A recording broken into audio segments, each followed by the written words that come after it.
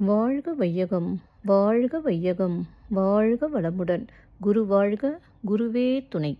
அருட்பெரும் ஜோதி, அருட்பெரும் ஜோதி, தனிப்பெருங் கருணை, அருட்பெரும் ஜோதி.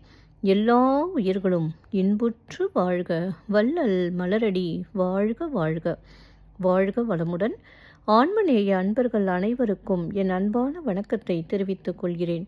இன்று நாம் இன்பத்துப் பாலில் புணர்ச்சி விதும்பல் என்ற அதிகாரத்தில் உள்ள 3வது குறளுக்கு சன்மார்க்க விளக்கம் காண இருக்கின்றோம்.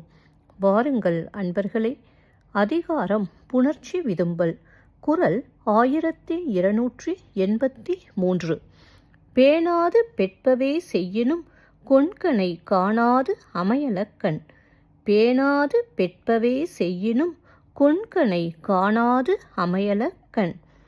முதலில் உலகியல் விளக்கம் காண்போம். என்னை விரும்பாமல் புறக்கணித்து தனக்கு விருப்பமானவற்றையே செய்து ஒழுகினாலும் என்னுடைய கண்கள் காதலனை காணாமல் பொருந்தவில்லை. இப்பொழுது சன்மார்க்க விளக்கத்தை காண்போம். பிற உயிர்களை அன்பால் விரும்பி மதிக்காமல் போற்றாமல் அன்பு செய்வது போல் பொய்யாக நடித்தால் அன்பே வடிவான அந்த இறைவன் வசிக்கும் இடமான நம் புருவ மையத்தின் உள் நடுவே அவனை நம்மால் காண முடியாது. மீண்டும் ஒரு முறை கூறுகிறேன். பிற உயிர்களை அன்பால் விரும்பி மதிக்காமல் போற்றாமல் அன்பு செய்வது போல் பொய்யாக நடித்தால் அன்பே வடிவான அந்த இறைவன் வசிக்கும் இடமான நம் புருவ மையத்தின் உள் நடுவே அவனை நம்மால் காண முடியாது. ஒரு சிறிய விளக்கம். பிற உயிர்களை மதித்தல் நேசித்தல் அன்பாகும். அன்பு கொண்டால் மட்டுமே இறைவனின் காட்சி கிடைக்கும்.